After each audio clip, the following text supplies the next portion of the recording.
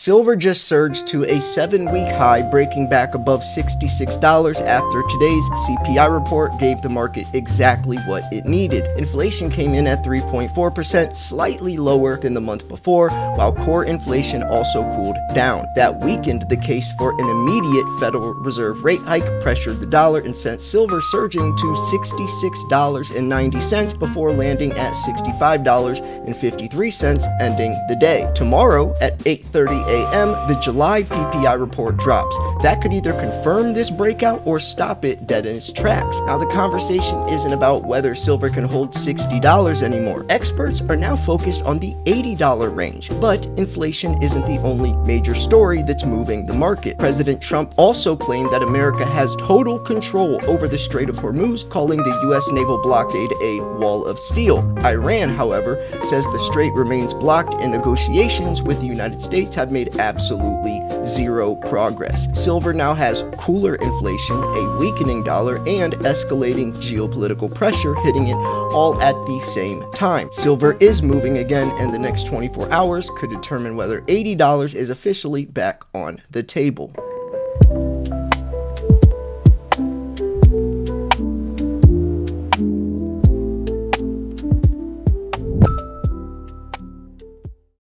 Welcome back, Silver Stackers. My name is Silver Slayer, and here is your daily debrief. Silver surges to a 7-week high amid strong demand. We also have this price forecast why silver could push back into the 80s. We also have this chart showing that silver jumped up to $66.90 today. We also have Trump saying that U.S. has total control over the Strait of Hormuz. We also have the global 2026 oil supply shortfall to deepen as Hormuz reopening remains elusive, which also came out today. So all of this is fresh off the press. I must say, I hope you subscribe, not for my sake, for your own, because every single day I will cover the most important stuff that's happening in the world of not only precious metals, but the world of the world. Why? Because everything affects the price of silver, so I have to cover everything, whether it's geopolitically, economically, fundamentally, whatever it is, you're gonna get it here, and I'll do all the hard work for you and wrap it up in a shiny YouTube video. With that said, let's jump into this. Silver prices surged to a 7-week high in the European trading on Wednesday, resuming gains that were temporarily halted yesterday.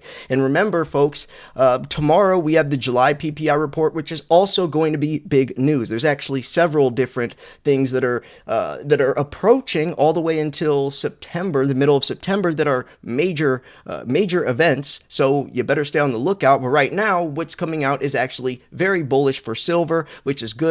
That's even more confirmation that $56, $57 range was the bottom of the correction from the $121. I think that right now we're just going to start to see prices continue on higher. The next stop is 71. A lot of people are now eyeing 80s. So if you're going to buy, I recommend buying now. Remember, it's buy low, sell high. Don't buy high, hope it goes higher. That's more like gambling. Investors make strategic decisions based off information. And right now, the information is showing us that 57 was the bottom and it's going to start going upwards. It's buy the dips. And we know right now this is the dip. So take advantage of these prices. It's kind of like having a crystal ball and we already know the direction things are going to go.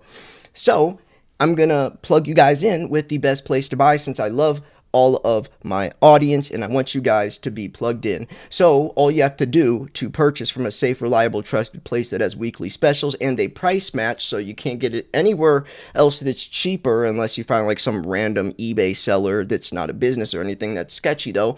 And they have a massive inventory. This is Miles Franklin. It's Andy Scheckman's company. Simply send an email to info@milesfranklin.com. Let them know Slayer sent you. So they're mentioning how prices reached a 7-week high today, resuming gains that were temporarily halted yesterday amid strong demand for precious metals and support from a weaker U.S. dollar and easing oil prices, as reports suggested Iran and Oman are nearing a final agreement over the Strait of Hormuz. That does not mean that anything with the U.S. U.S.'s involvement with Iran in the Strait is getting resolved anytime soon, though. But anyways, key U.S. inflation data for July is due later today. Well, for us tomorrow, tomorrow and will provide crucial clues about the likelihood of the Federal Reserve raising interest rates during the remainder of the year. So tomorrow, tune in. If you're subscribed, then you don't have to worry, especially if you click the bell. You will get a notification on your phone as soon as I post the video telling you guys what happens tomorrow. You know, that's the beauty of being subscribed and clicking the bell. Every day you'll get a notification on your phone of me covering the daily news, the most important stuff that you need to know. So you don't have to do any research. I will do the hours of work for you and wrap it up in a shiny YouTube video. So anyways, silver prices today jumped 3.25% all the way to $66.80. I saw it at $66.90, but regardless, its highest level since June 22nd from an opening price of $64.70 while recording a session low of $64.62. To put things in perspective, about 8-9 days ago, silver was sitting at $56, and now it's touching $67 within just a little over a week. At Tuesday's settlement, silver lost 1.6%, its first decline in 3 sessions due to correction and profit-taking activity. It only lost 1.6%. That's all. And that was just people profit-taking. Now it's back up, which should even speak more for itself that the days of, I think, of $50 anything are over.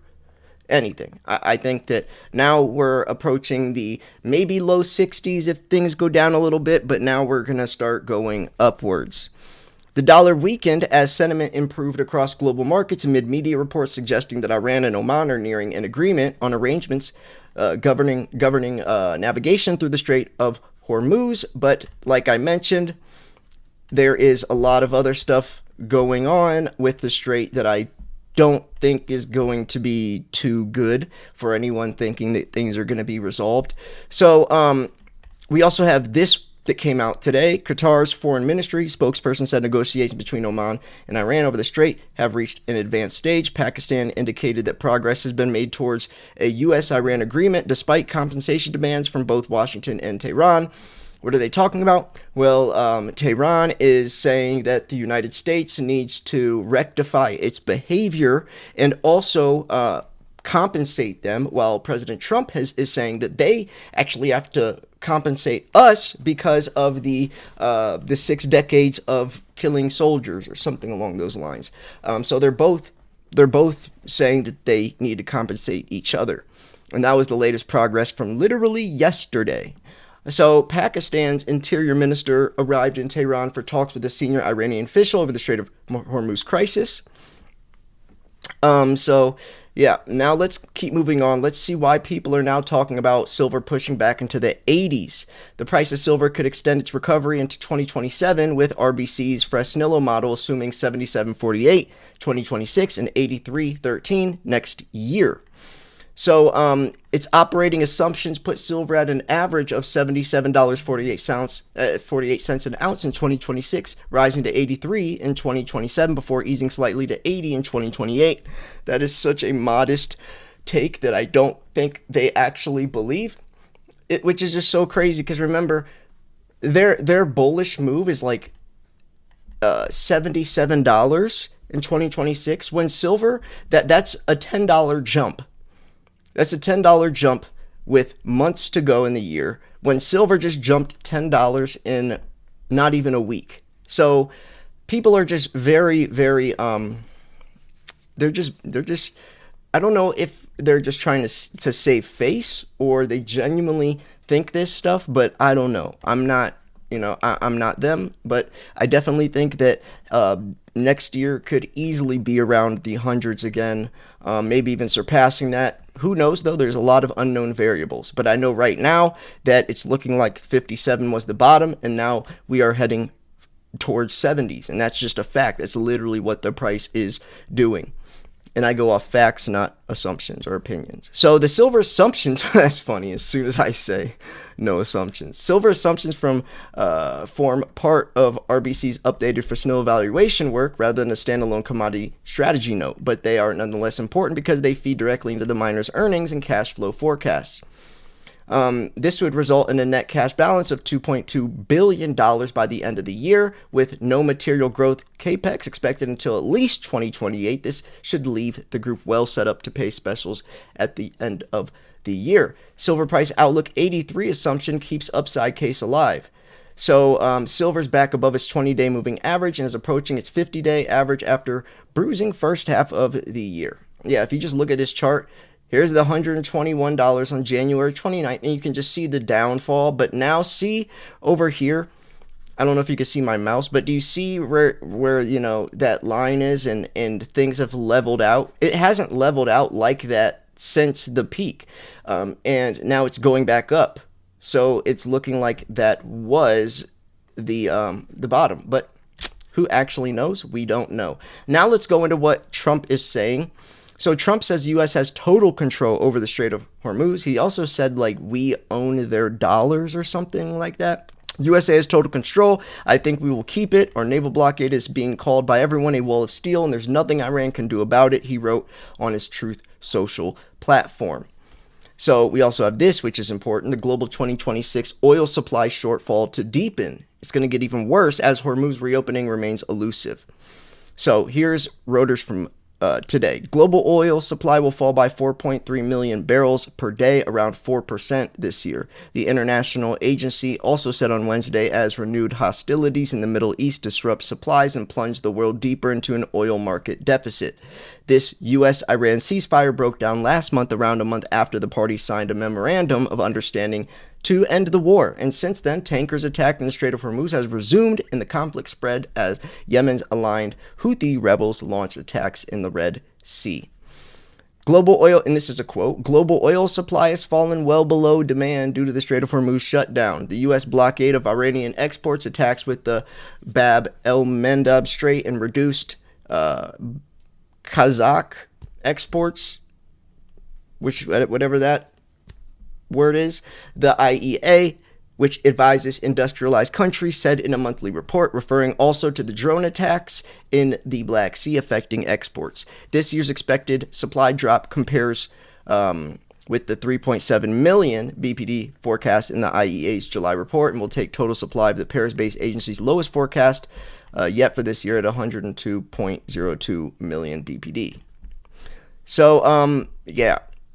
Middle East recovery under threat. So it's, yeah. I mean, the Middle East production was 8.3 million BPD below pre-war levels, and now it's 14 million BPD of lost output at the peak of the crisis. So yeah. Anyways, that's what's going on right now around the world. There's some other stuff as well, but I'm gonna have to make a separate video just because it's all tied together, but it's just an entirely different conversation that I'll also probably have to, have to cover.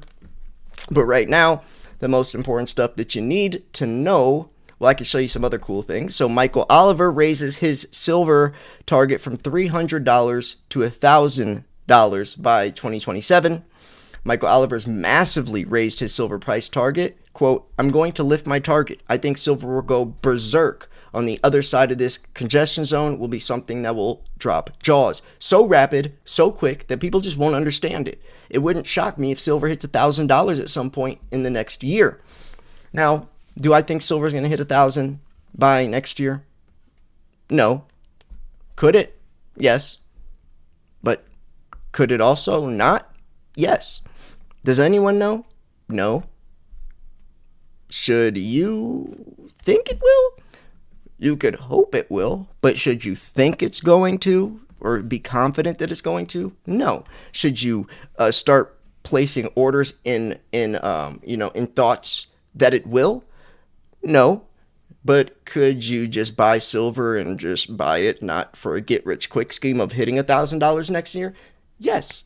Should you buy it expecting that it's going to hit $1,000 next year? No. You have that. That's as simple as that. Should you just buy silver because it's basically putting your money in a time capsule as the dollar loses its purchasing power?